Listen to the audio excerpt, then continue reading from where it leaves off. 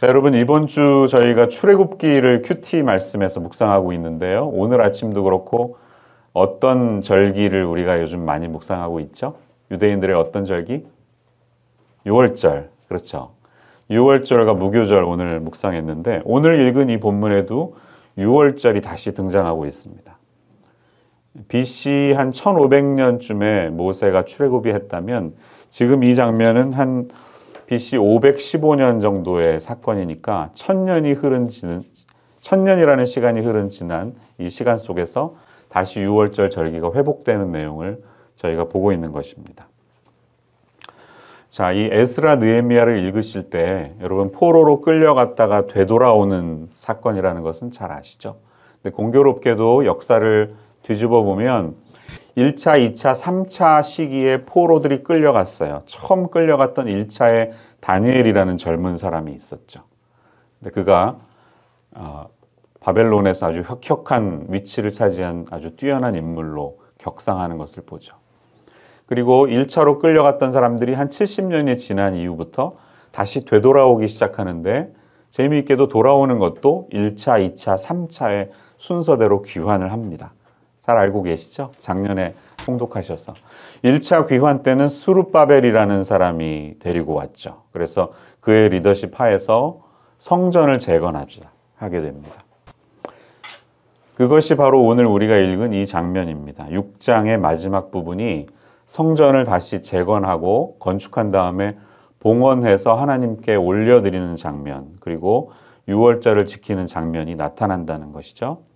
그리고 나서 7장에 가면 어떤 인물이 등장합니까? 에스라라고 하는 사람이 등장하죠. 7장 1절 한번 보세요. 2일 후에 바사왕 아닥사스다가 왕위에 있을 때에 에스라라 하는 자가 있으니라. 자, 이제 주인공이 등장했습니다. 6장에서 7장 사이에 시간적인 간격이 있어요. 얼마나 흘렀을까요? 58년이라는 세월이 흘렀습니다. 6장과 7장 사이는. 그러니까 이때는 한 BC 458년경의 시간일 겁니다. 이렇게 2차 귀환은 58년이 흐른 후에 에스라의 리더십 하에서 사람들이 되돌아와서 에스라는 어떤 일들을 했죠? 율법을 회복시키고 종교개혁 운동을 일으켰던 사람입니다. 그리고 맨 마지막에 3차 귀환 때는 누가 올까요? 시간이 얼마 흐르지 않은 3차 때는 여러분 잘 아시는 느헤미야가 이제 사람들을 데리고 오죠. 느헤미야는 무엇을 하죠? 무너진 성벽을 재건합니다.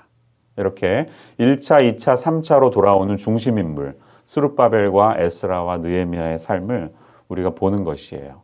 그리고 이번 주는 에스라와 느헤미야를 중점적으로 보게 됩니다. 자, 오늘 이 유월절 1차 귀환이 끝나가고 성전을 봉헌하는 그리고 유월절을 지키는 내용을 통해 우리에게 주시는 하나님의 메시지를 잠시 좀 생각했으면 좋겠습니다. 구약에서 하나님의 구원을 극적으로 보여주는 제일 상징적인 사건이 있다면 그것이 바로 유월절이겠죠.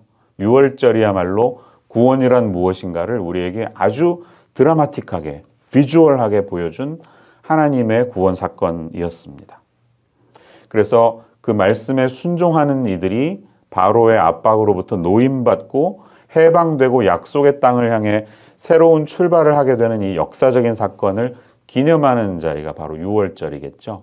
우리 한국 민족에게 8월 15일이 그런 날이라면 일제 36년의 압제로부터 벗어남을 우리가 축복하는 날이라면 바로 유월절은 이스라엘 사람들에게는 그런 의미일 것입니다.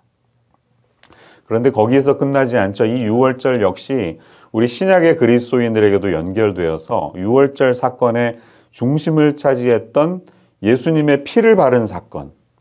그래서 장자들이 다 죽었는데 피를 바른 집안은 죽임을 당하지 않은 이 사건을 통해 유월절에 어린 양이 되셔서 우리를 대속하신 예수님을 우리가 셀러브레이트하는 시간이기 때문에 신약을 살아가는 그리스도인들에게도 역시 아주 중요한 구원 사건이라는 것이죠.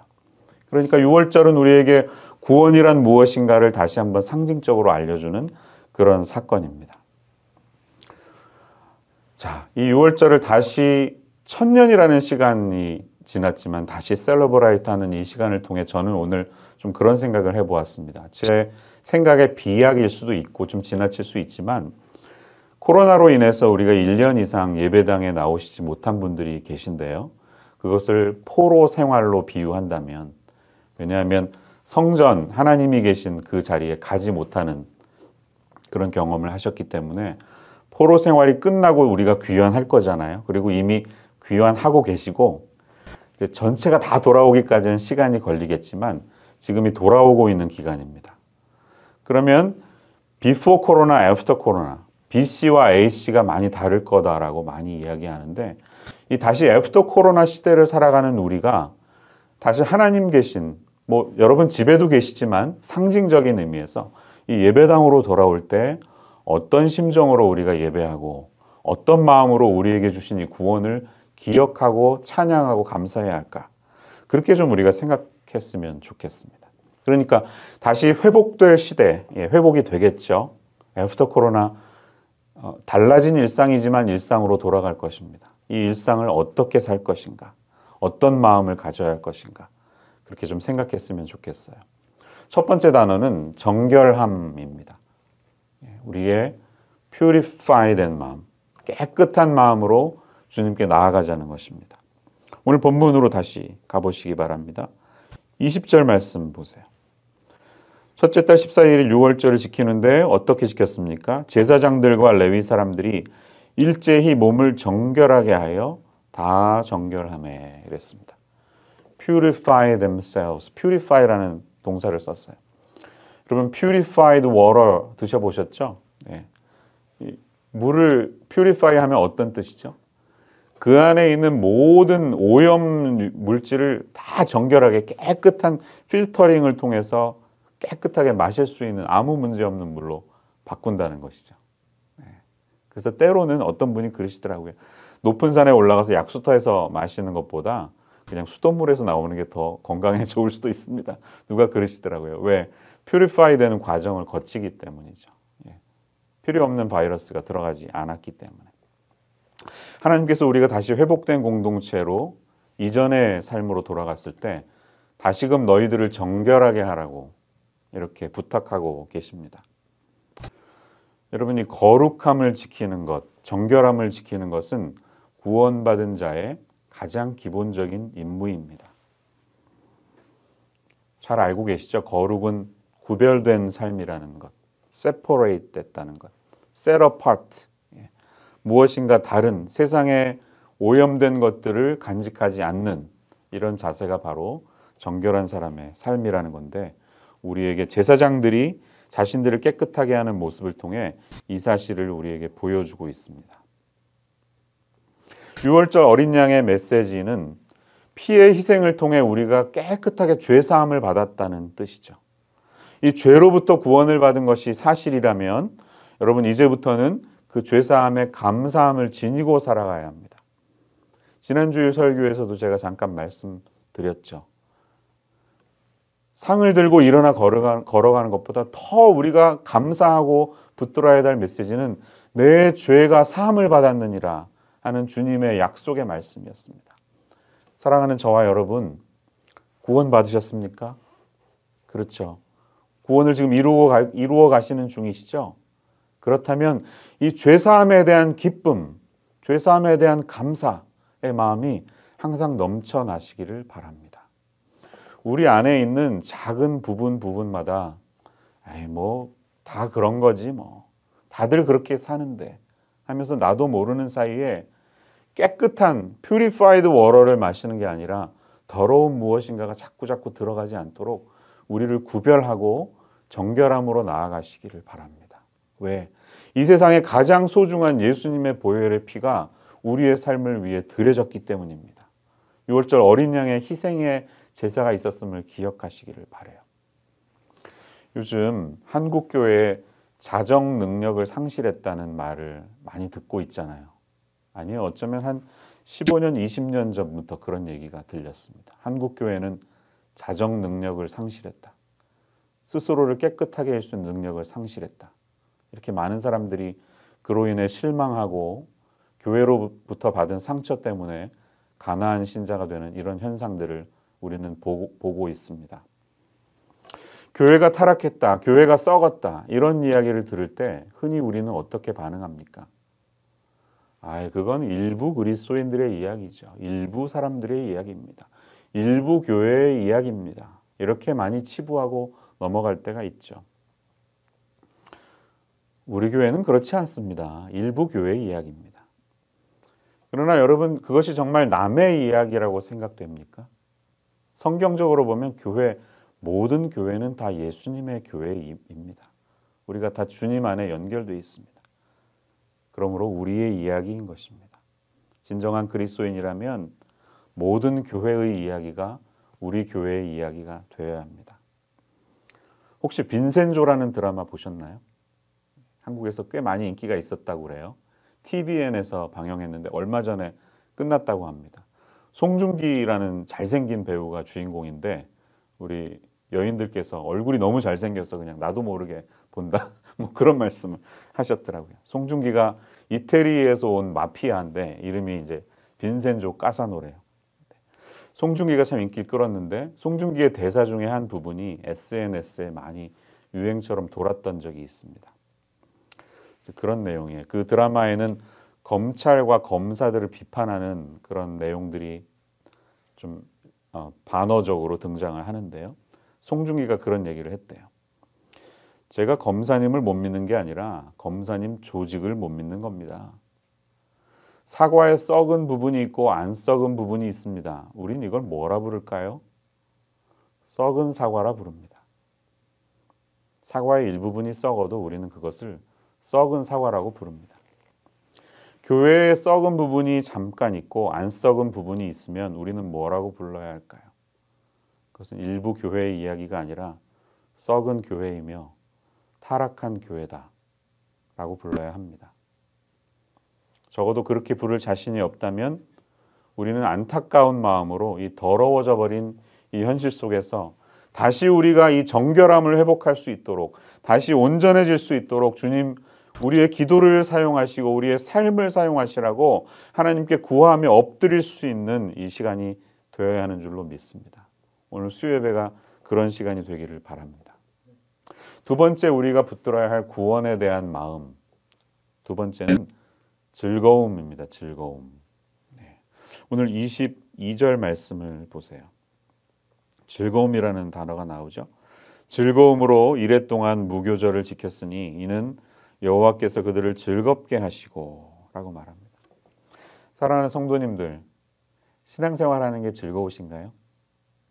하나님 믿는 게 즐거우세요? 기쁨이 있으세요? 아멘 소리가 전부 빨간 뮤트가 돼 있어서 안 들리는데 아멘 입 벌리신 분들도 있습니다. 여러분 이게 디폴트입니다. 사실 구원받은 사람은 기뻐야 합니다. 즐거워야 합니다. 코로나 힘드셨죠? 네, 저도 힘들었습니다. 그렇지만 구원받은 감격은 놓친 적은 없습니다. 우리의 기본 밑바닥에는 우리의 상황이 어떻든지 늘 하나님 때문에 구원받은 이 감격과 즐거움, 감사가 물 흐르듯이 계속해서 넘쳐야 합니다. 만약에 그렇지 않으셨다면 여러분 우리의 구원이 정상이 아닙니다. 오늘 이 기도 시간을 통해서 내가 받은 이 구원에 이 감사와 즐거움의 샘물이 넘치고 있는가 한번 점검해 보시길 바라요. 만일 그것이 사라졌다면 주님 그 구원의 샘물을 다시 한번 저에게 터뜨려 주시옵소서. 이 구원의 기쁨을 노래하게 하시고 주님을 처음 만났던 이 감사와 즐거움이 내 안에 회복되게 하여 주시옵소서. 이렇게 고백할 수 있는 저와 여러분 되시기를 바랍니다. 구원은 즐거워야 합니다. 기쁨이 넘쳐나야 하는 것입니다. 흔히 사람들은 착각하는 게 있어요. 하나님은 거룩하신 하나님이다. 그러므로 우리는 엄숙해야 한다. 그런데 그 엄숙함은 기독교적인 엄숙함이 아니라 유교적인 엄숙함일 수도 있다는 사실을 아시나요? 한국 사람들의 밑바닥에 깊이 깔려있는 이 유교적인 마인드 때문에 거룩함은 이퀄 웃지 않는 것. 예. 웃지 않고 엄숙하게 사는 것. 이게 거룩함이라고 생각합니다. 그러나 그렇지 않습니다. 우리가 믿는 하나님의 거룩함에는 이 기쁨과 즐거움의 샘물이 나타납니다. 그래서 저는 예수님의 사진, 예수님을 그린 그림 중에 제일 좋아하는 그림은 예수님이 파한대소를 지으시는 그림이 있어요. 파하고 웃으시는. 그게 평상시 예수님의 모습일 것 같아요. 주님은 항상 사람과 어울리고 어디 돌아다니면서 누군가의 집에 가서 식사하시고 대화 나누시고 교제하는 것을 즐기셨습니다. 주님의 일상의 삶 속에 제일 많았던 것은 아마 웃음이었고 농담이었을 것입니다. 주님은 비유를 잘 하시던 분이었어요. 우리에겐 웃기지 않지만 성경을 대하는 그 당시 사람들에게는 주님의 비유가 굉장히 웃긴 것이었대요. 주님에게는 이 유머와 즐거움이 넘쳤습니다. 그렇습니다. 하나님의 성품 안에는 이 거룩한 즐거움이 날마다 흘러나오는 것입니다. 우리 안에 주님을 믿기 때문에 내 안에 이 기쁨의 샘물이 터지고 있는지 다시 한번 확인해 보시는 이 시간 되기를 바랍니다. 요한복음 15장에 가면 예수님과 우리의 관계를 가장 잘 보여주는 비유가 하나 나오죠. 그게 무슨 비유인가요? 포도나무의 비유. 잘 알고 계시죠?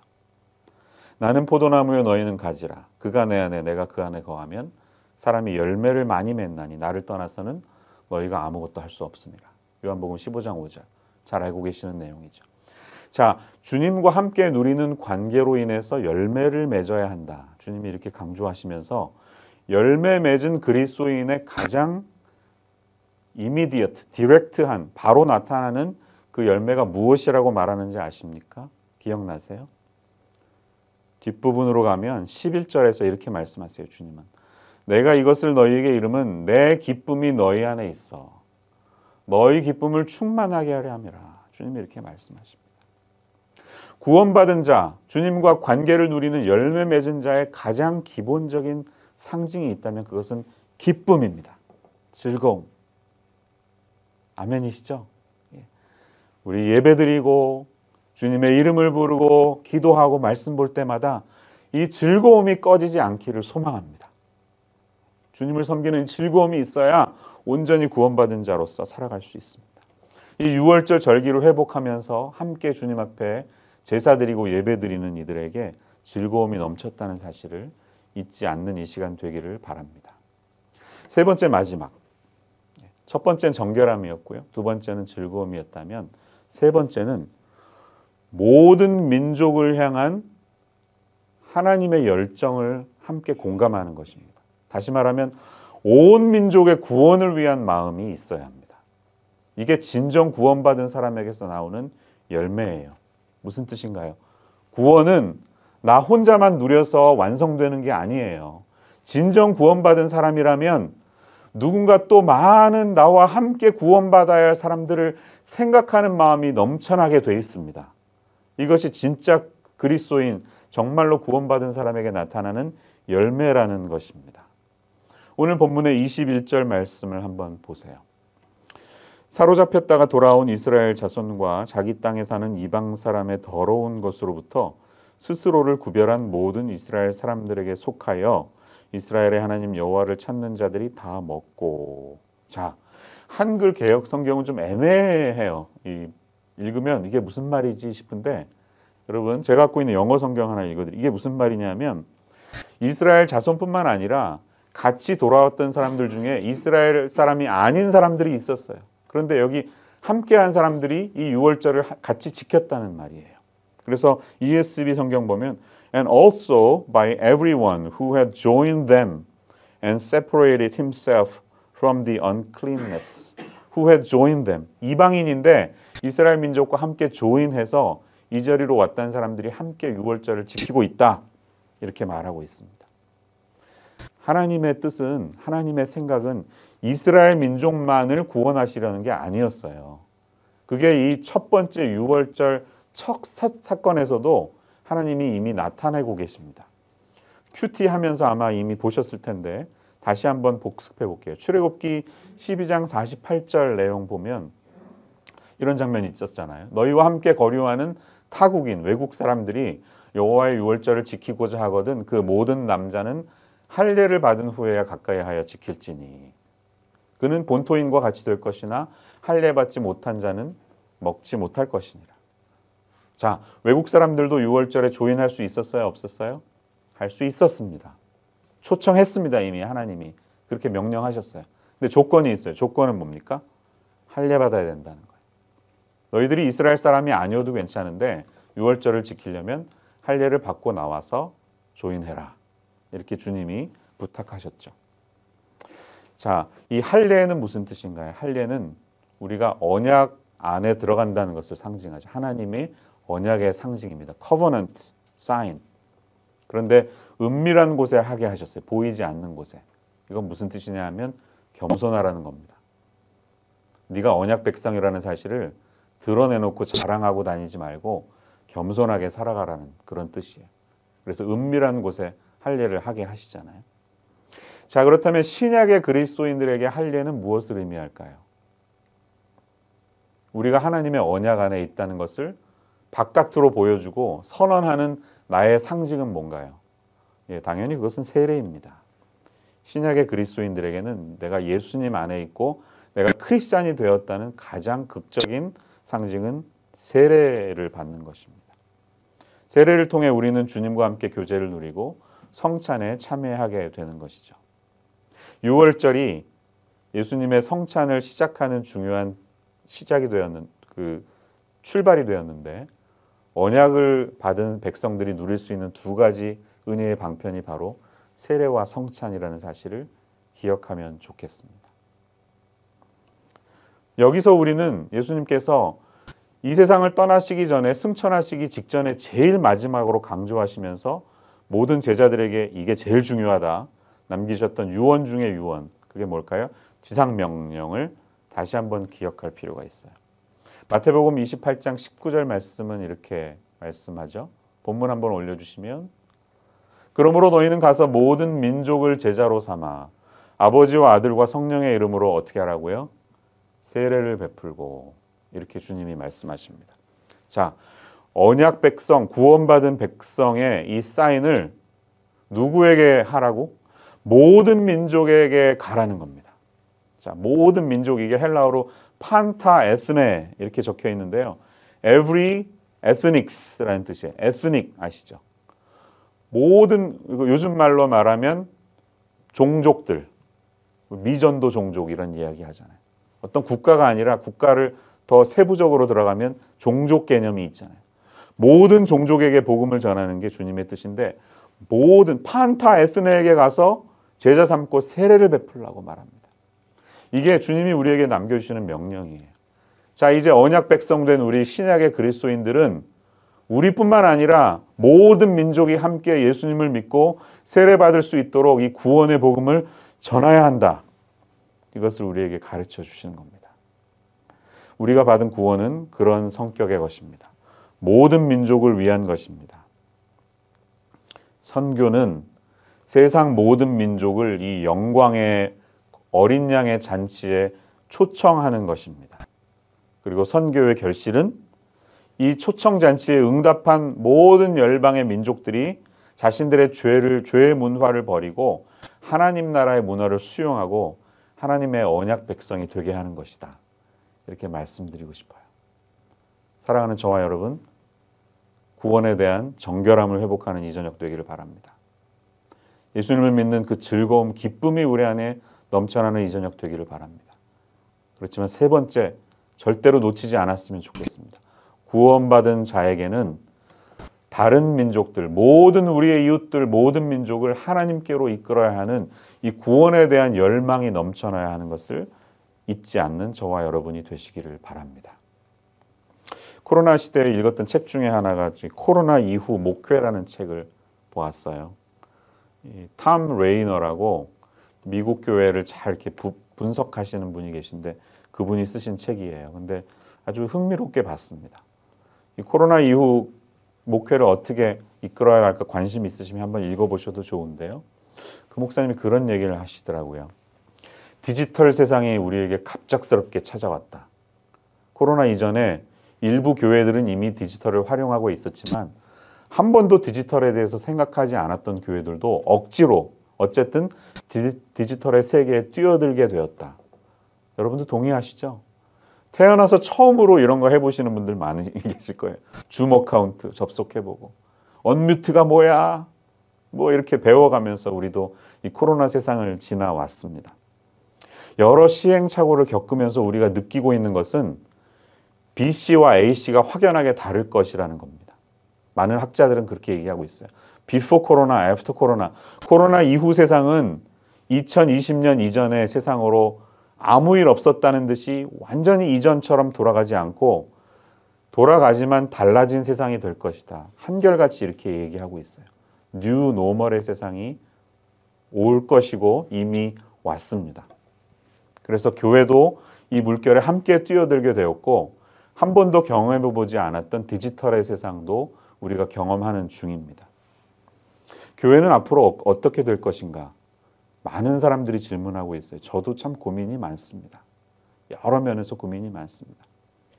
그렇지만 제가 붙들고 싶은 것은 대면 모임의 중요성을 놓치고 싶진 않습니다. 디지털 세계, 비대면 세계는 여전히 존재할 텐데 그렇다고 해서 대면 모임은 이제 필요 없다. 절대로 이렇게 가지는 않을 거라고 봅니다. 오히려 애프터 코로나 시대는 사람들이 시간이 지날수록 사람들의 땀 냄새를 그리워하고 함께 맡던 음식 냄새를 그리워하고 조금은 남이 튀는 이 침 튀기는 모습도 그리워하면서 함께 어울렸던 그 대화의 자리를 점점 더 그리워하는 그때가 올 것입니다. 우리 기독교인들에게는 함께 먹고 마시며 모이는 이 대면의 시간이 너무나도 중요할 것입니다. 이것을 놓칠 수는 없어요.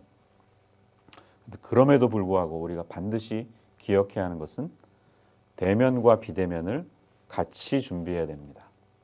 이후의 세상은 온라인, 오프라인이 같이 구비되어야 하는 세상이 반드시 올 것입니다. 우리가 우리에게 찾아온 디지털 세상을 놓치지 말아야 할 이유가 있어요. 그건 뭐냐면 사람들이 거기에 있기 때문입니다. Because people are there. 사람들은 지금도 온라인에서 수많은 것들을 하면서 거기에서 엄청난 시간들을 보내고 있습니다. 이 교회가 모든 민족으로 제자를 삼아 세례를 베풀라고 하는 주님의 명령이 있다면 이 앞으로 다가올 세상에는 온라인을 포함하는 것입니다. 우리는 온라인에도 들어가서 거기에서 복음을 전하고 제자를 삼고 세례를 베푸는 일들을 계속해서 해야 된다는 것이에요. 그러므로 이 디지털도 우리에게 다가온 하나님이 우리에게 맡겨주신 구원해야 할 세상이라는 사실을 잊지 않았으면 좋겠습니다. 그것이 이 세 가지가 우리 구원받은 사람들이 늘 기억해야 할 마음인 것을 잊지 않고 우리 기도로 나아갈 수 있는 이 저녁 되시기를 주님의 이름으로 축원합니다. 함께 기도하겠습니다. 하나님 아버지 감사합니다. 우리에게 예수님을 통하여 구원의 놀라운 사건을 보여주시고 6월절 어린 양이신 그리스도께서 저희를 위하여 보여주신 그 희생의 제사가 어찌 그리 감사하지 않은지 부활절을 지낸 저희에게 이 감격이 메말라가지 않기를 원합니다. 구원받은 자의 정결함을 향한 열망이 흘러넘치게 하시고 기쁨이 넘쳐나게 하시고 또 많은 민족들이 함께 이 구원의 자리에 참여해야 하는 것을 잊지 않는 저희들 모두가 될 수 있도록 인도하여 주시옵소서. 예수님의 이름으로 기도합니다.